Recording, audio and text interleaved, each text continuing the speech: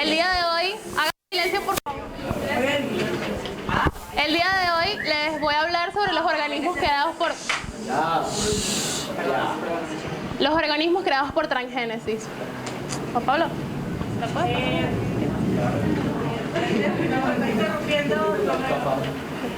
Primero que todo, ¿a qué les suena transgénesis? ¿Alguno de ustedes alguna vez ha escuchado qué es el término transgénesis? Bueno, yo he oído transgénesis.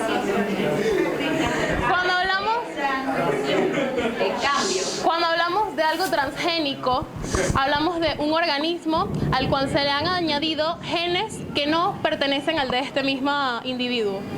Entonces se podría decir que la transgénesis es el proceso mediante el cual se le añaden a cadenas de ADN exógenas.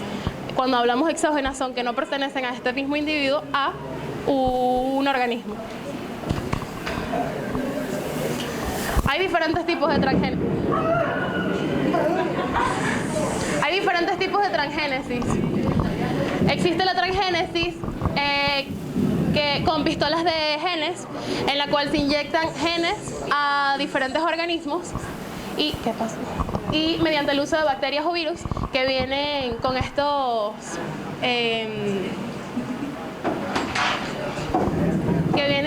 genes, para entonces cuando son alojadas en el individuo, entonces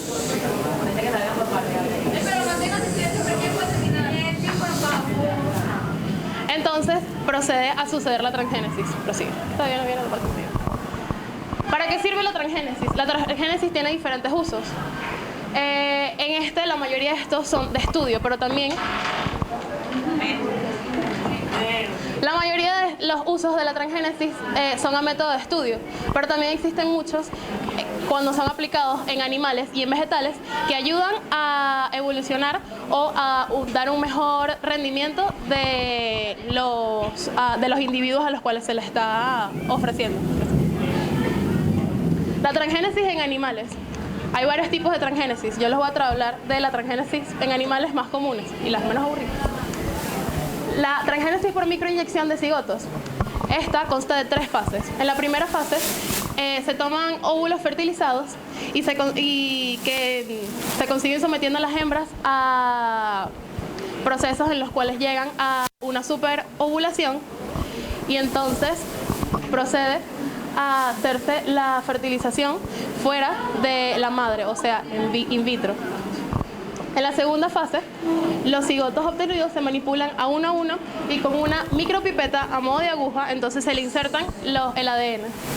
Y en la tercera fase, estos óvulos son reimplantados en una madre adoptiva para entonces luego pasar a estar desarrollados, a desarrollarse completamente y luego, tras nacer, estos individuos presentan tener 50% de su propio ADN y 50% del ADN que se les fue implantado. Así. La transgénesis por manipulación de células embrionarias. Esta transgénesis es la más poderosa de todas. Implica la introducción del ADN extraño en células embrionarias totipotentes. Cuando hablamos de células totipotentes, son células que se encuentran en su mayor exponente celular o células embrionarias madres. En estas células se toman del interior de la blástula. ¿Saben qué es la blástula? Bueno, es una de las fases de la gestación. Una de las primeras fases de la gestación. Y entonces pasan a un medio donde se tratan con distintos productos, entonces generando que las células no se diferencien. Y entonces mantienen su estado embrionario, o sea, no se siguen desarrollando.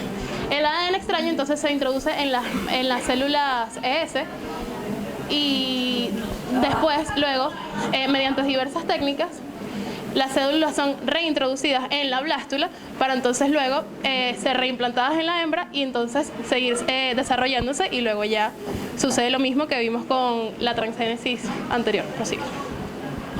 Ahora viene la transgénesis en plantas. La transgénesis en plantas es una de las más polémicas porque es la que nos vemos afectados directamente nosotros. En la de los animales también, pero la de las plantas es mucho más polémica. ¿Por qué? Porque cuando hablamos de transgénesis en plantas estamos hablando de bioquímica que se ve aplicada en estas plantas. Me refiero entonces a plantas y vegetales que son para el consumo humano. Entonces, la polémica con esto es que, bueno, les voy a explicar.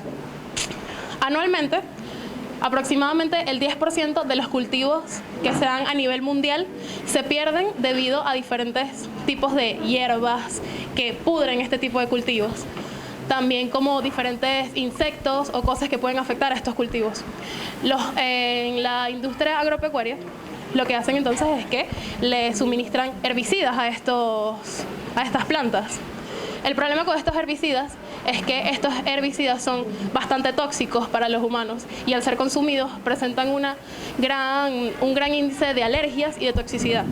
Entonces, la solución para esto es entonces, mediante transgénesis, generar plantas plantas vegetales para el consumo humano que sean resistentes a estos herbicidas y que no se vean entonces llenas de la toxicidad que se les está poniendo para que no se los coman los insectos. Y también entonces se utiliza la transgénesis para intentar incrementar la nutritividad en los alimentos. Esto debido a que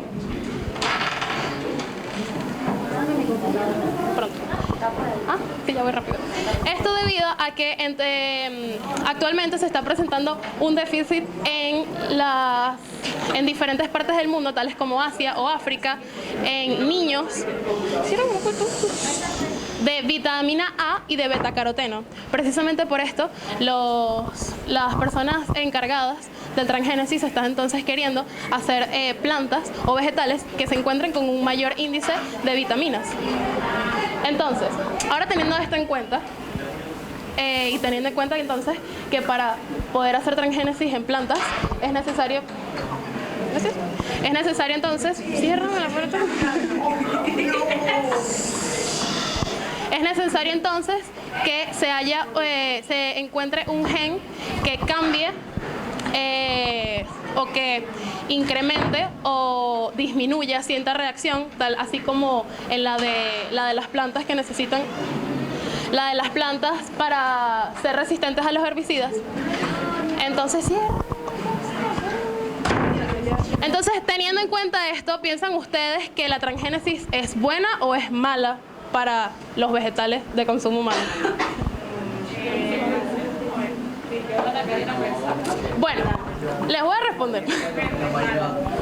Siempre y cuando estos genes o estos cambios que se estén haciendo en el código genético de las plantas no sean tóxicos o no generen alergias para los humanos, está perfecto. Sí, claro, por eso es una polémica. Bueno, prosigue. Al mismo tiempo podemos encontrar en la actualidad beneficios para la transgénesis. Les voy a explicar algo.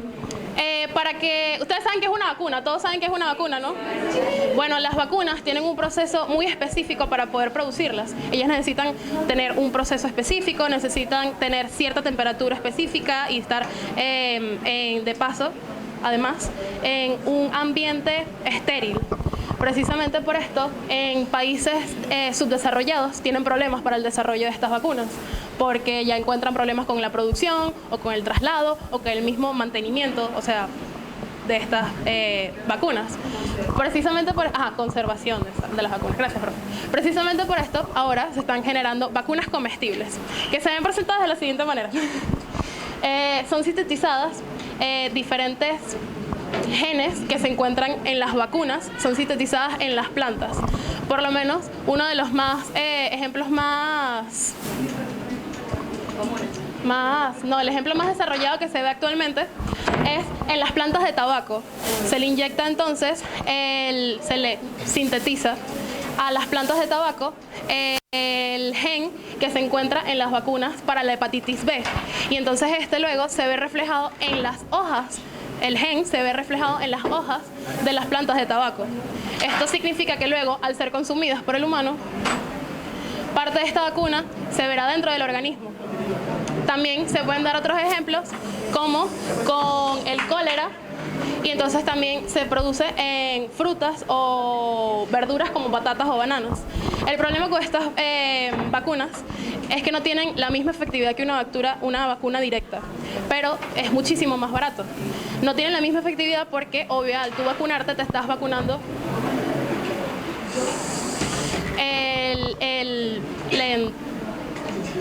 te estás vacunando directamente el gen, mientras que acá tu intestino delgado, tu intestino en general todo, lo procesa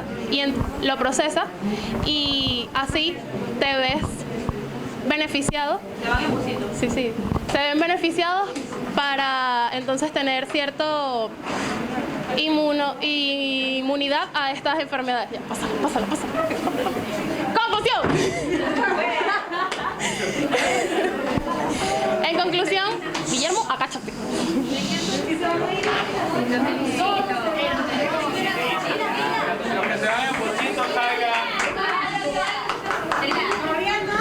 En conclusión, podemos ver que actualmente...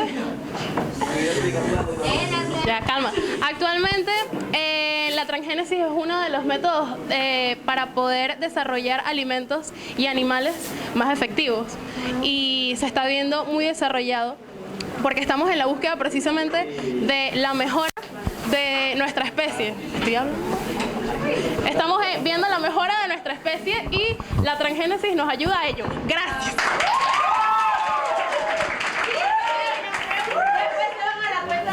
Comenta que fue lo que más te gustó.